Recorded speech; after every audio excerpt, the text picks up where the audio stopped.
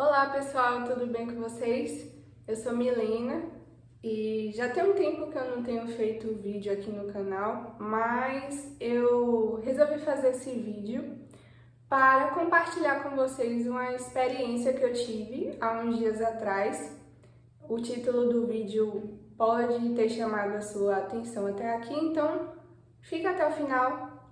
É importante também que você saiba que esse é um vídeo direcionado para os cristãos, tá? Eu sei que tem muitos amigos e amigas, muitas pessoas queridas que me acompanham aqui no canal, mas esse vídeo é especificamente para os cristãos, certo? Porque o que eu vou falar aqui é algo que é mais os crentes mesmo que vão entender, né, o que vai ser dito. Bom, sem mais delongas, eu vou começar. Tô um pouco nervosa, não queria falar sobre isso porque eu sei que é algo sério e que envolve uma responsabilidade da minha parte, né? Por o tema ser um pouco sensível. Não tenho intenção de causar polêmica, nem sensacionalismo e nem que isso tenha alguma coisa a ver com a eleição. É só mesmo expor algo que aconteceu comigo e que o Espírito Santo esteve me incomodando para falar. É bem difícil estar aqui, mas enfim, né, que esse vídeo alcance quem tiver de ser alcançado. Esses dias eu estava tendo o meu momento de devocional e aí eu estava lendo o livro de Isaías, não lembro exatamente qual foi o capítulo, mas falava sobre as promessas que o Senhor tinha para Israel. Hoje a gente vê isso como sendo para o povo de Deus, porém, naquela época ainda não existiam os cristãos, né? Então era relacionado aos judeus mesmo. E aí eu me senti assim constrangida a orar pelo povo judeu, a relembrar o Senhor que eles são o primeiro filho de Deus, né? Digamos assim, nós, os cristãos, viemos depois, como sendo um segundo filho, mas eles são o primeiro filho do Senhor. E o Senhor tem promessas para esses filhos, né, deles serem enxertados novamente, enfim. E aí, enquanto eu estava orando, né, relembrando ao Senhor, falando das promessas, falando do povo judeu, me veio no meu coração, assim, como uma grande angústia sobre o Holocausto, como sendo algo muito triste, muito difícil, né, que eles passaram. E aí eu orei assim, Senhor, por que teu povo passou por isso há pouco tempo, né, digamos assim, e fiquei me perguntando ao Senhor em oração, Pai, eu não entendo, por que o Senhor permitiu, né, digamos, que o Holocausto não foi como uma guerra, que um luta, o outro também, com as armas que tem. Não, foi um assassinato em massa,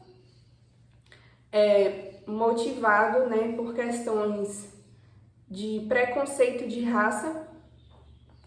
Porém, alguns historiadores, né, eu acho que alguns de nós, né, devem ter visto isso na escola, dizem que não foi uma motivação somente pela questão da raça, mas sim Hitler, ele tinha intenções, né, porque o povo judeu tinha muito dinheiro, eram pessoas que prosperavam, então ele queria o dinheiro, né, a riqueza econômica desse povo, exterminando os judeus que haviam ali no país dele. Eu acho que é alguma coisa mais ou menos assim. Eu não tenho aprofundamento histórico em relação a isso. Talvez, se você sabe um pouco mais sobre isso, você pode deixar nos comentários. Enfim, independente da motivação, é algo muito cruel, né, que não se justifica por nada. Porém, enfim, voltando, me veio essa questão do Holocausto e esse sentimento, essa angústia, né, voltada para o povo judeu. E aí, durante essa oração, me veio um entendimento muito forte.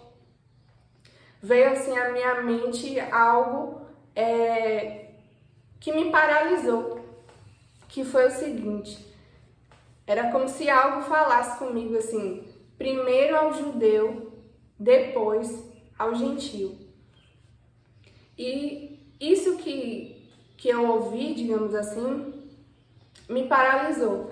Eu fiquei como se eu tivesse sido acertada, sabe, por um entendimento, por uma interpretação. E eu fiquei refletindo sobre o que aquilo queria dizer.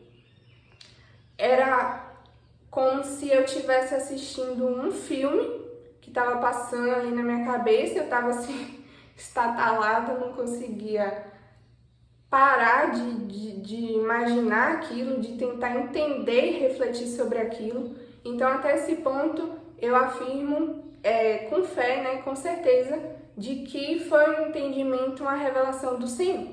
Posteriormente, como eu falei, começaram esses pensamentos, essas reflexões, em relação ao Holocausto, a essa frase que veio na minha mente: primeiro ao judeu, depois ao gentio.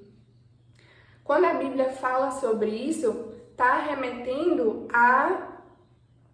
o Cristo que veio primeiro ao judeu, né, levar a mensagem ali dentro de Israel, e depois ao gentio, né, que os discípulos e o apóstolo Paulo, tudo isso a gente pode ver na Bíblia, levou o evangelho posteriormente aos gentios, e o evangelho se disseminou até que nós temos hoje. Porém, Jesus veio para o primeiro filho de Deus, Israel, e depois, claro que com o intuito de atingir nós também gentios, porém a mensagem depois, né, que se difundiu aos gentios. E aí a reflexão que me veio naquele momento, eu não vou afirmar que era uma visão, porque eu ainda estou aprendendo a discernir, né, o pensamento que vem de mim, o que vem do Senhor. Então eu estou sendo sincera em relação a mim, né, não querendo dizer, o Senhor me revelou isso, não. Até aquele ponto que Deus falou claramente comigo, primeiro ao judeu até ao gentio, eu afirmo, isso de fato eu sei com fé que veio do Senhor. Posteriormente, quando eu fiquei estatalada assim, refletindo sobre isso que foi dito, é o que eu não vou dizer, isso foi uma revelação, não. Eu vou compartilhar com vocês essas interpretações referentes ao fim dos tempos, e aí eu peço que vocês julguem, né, por vocês, discernam aí o que for dito, e enfim.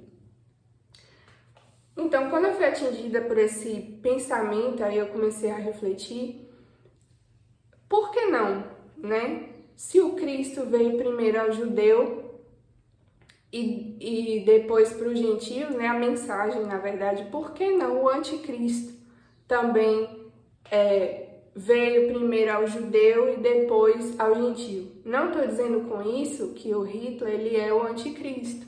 Não estou dizendo isso. Eu estou falando que seria uma representação daquilo que iria acontecer em massa, assim, globalmente, sabe? O que aconteceu, exemplo, o que aconteceu na Alemanha no Holocausto é algo que pode acontecer no fim dos tempos a todo o povo de Deus, os cristãos. E o que é que eu entendo com isso, né? O que foi que passou na minha mente como sendo interpretação dessas coisas? Era como se eu assistisse um filme, estivesse passando ali na minha cabeça, em que, com essa questão do crescimento de certas ideologias, ia ser um desrespeito uma ofensa muito grande você pensar diferente. Então, ia haver uma lei em que se você não aceita, ou se você fala coisas contrárias ou age de maneira contrária, você vai ser preso. E aí, essa lei era seguida por meio de alguns símbolos, né? Como se, por exemplo, eu tivesse um boné dizendo, eu apoio tal coisa, eu apoio tal ideologia, uma camisa estampada, eu apoio tal ideologia. E isso, vamos supor, fosse essa marca de apoio a essa ideologia, fosse ser aquilo que te garantisse entrar em determinados espaços para comprar, para vender, né, trabalhar, quem trabalha com comércio, enfim, para sair na rua, entrar nos restaurantes, como se fosse esse passaporte da vacina hoje. É você mostrar que você respeita essa lei. E aí, o que é que acontecia? A gente não ia usar esse símbolo. E quando baixasse essa lei, o que é que a gente ia fazer? Obviamente, a gente ia orar. É isso que o cristão faz, ele vai orar.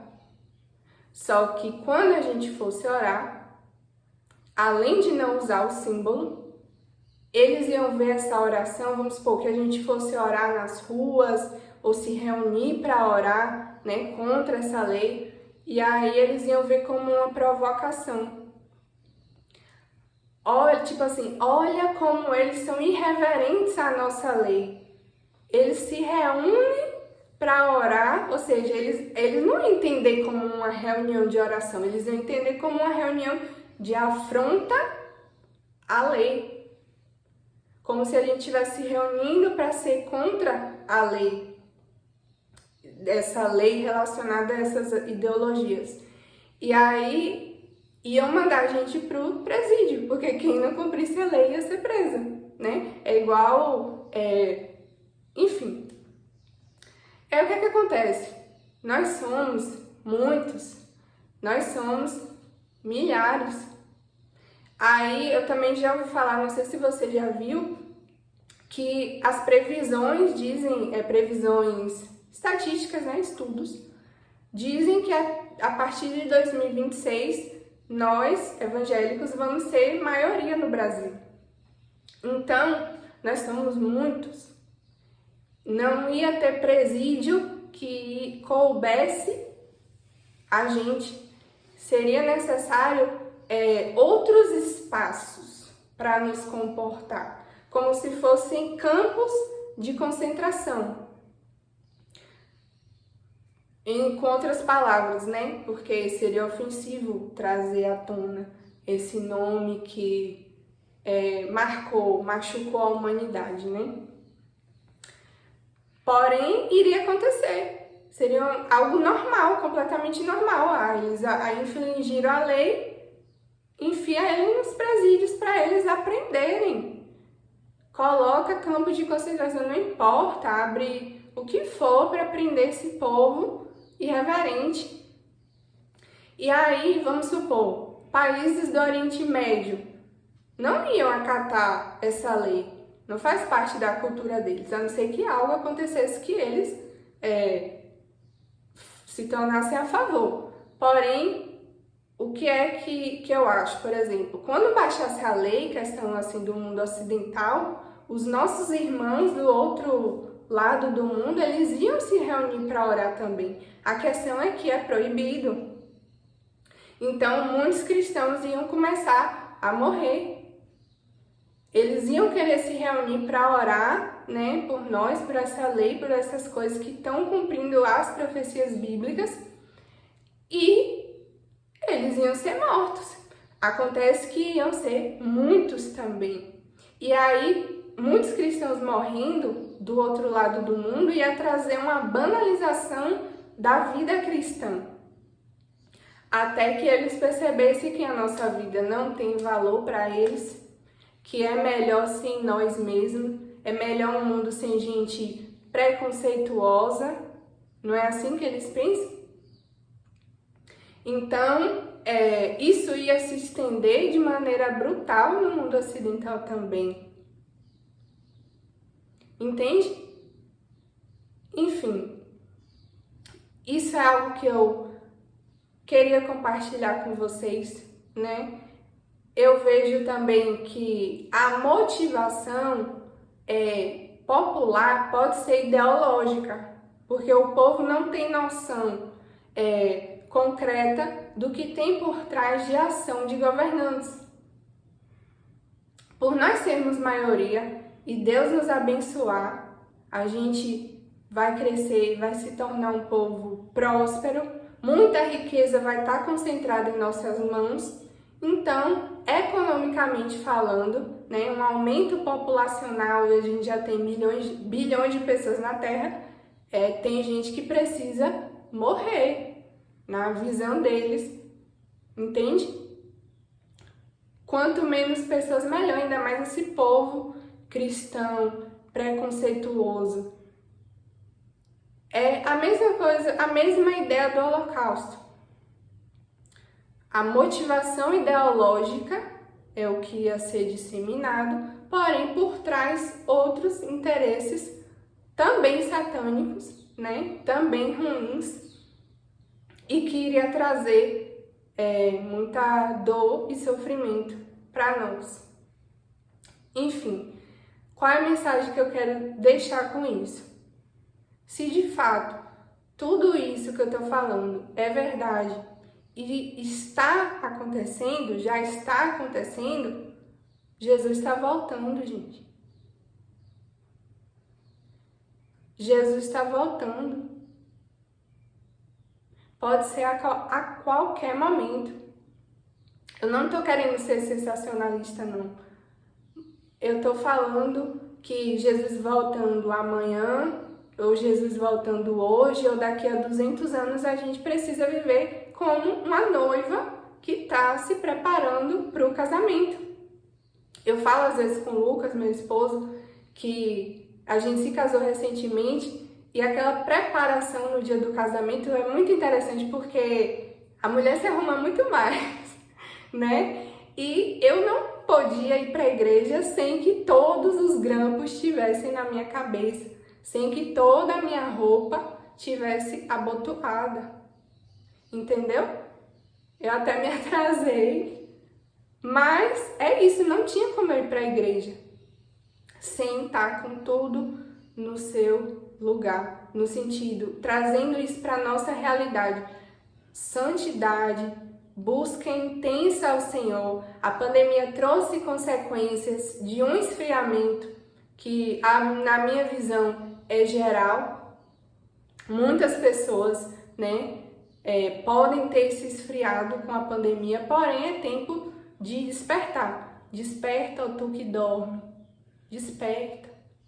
A vinda do Senhor está próxima, mas a gente quer que Ele venha como nosso Senhor ou como um ladrão para pegar a gente de surpresa, desprevenido. Eu acho que a gente não quer isso, né? Então é tempo da gente se levantar. Não estou falando com isso que a gente vai virar um louco da política, levantando bandeira. Cada um faz o seu papel como cidadão, certo? O governo que vier de agora para frente é vontade do Senhor. Deus é Senhor do Brasil.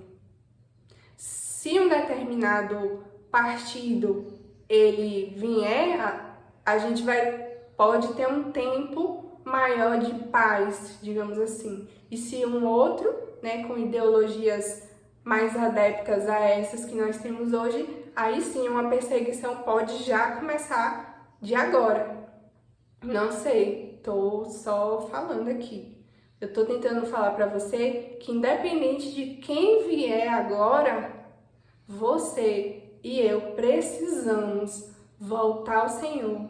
Se você se sente frio, busque se esquentar, busque a presença do Senhor, busque o Espírito Santo. Vamos voltar àquela adoração pura, desesperada, extravagante, de amor pelo nosso Senhor. Se você se desviou, volta. Vai sem forças mesmo, o Senhor lhe fortalece. Se você não é cristão e está aqui nesse vídeo, abre os olhos. E por fim, pessoal, não posso esquecer de falar, não é pra gente sentir ódio das pessoas, certo? É pra gente 2 vezes, 3, 4, sei lá, amá-las mais e mais, porque a palavra diz que amando o inimigo, nós amontoamos brasas vivas sobre a cabeça deles. Ou seja, a brasa viva do Senhor, purificadora. A Bíblia diz que o inimigo cegou o entendimento deles. Amontoando brasas vivas sobre eles é como se a gente tirasse esse poder do inimigo da cabeça para que eles conseguissem ver as coisas do Senhor. Que eles não conseguem. Não é que não querem, gente. Não conseguem. O inimigo cega. Então, por favor, ame o próximo, ame essas pessoas. O Senhor as ama também. Amém? Obrigada. Se você ficou até aqui, muito obrigada. Até o próximo vídeo. E é isso aí. Tchau, tchau.